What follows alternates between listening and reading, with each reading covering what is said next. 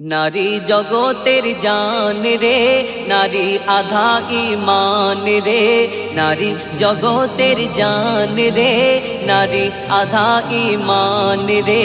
বলে গেছেন মোর দয়ার নবীজি, করো নারীর সম্মান রে। নারী জগতের জান রে, নারী আধা ঈমান রে। বলে গেছেন মোর দয়ার নবীজি, করো নারীর সম্মান রে।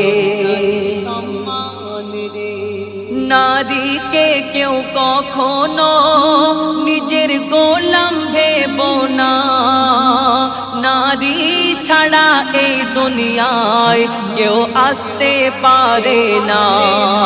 নারী যদি হয় মূর্খ, পিছিয়ে যাবে সমাজ, পুরুষের উন্নতিতে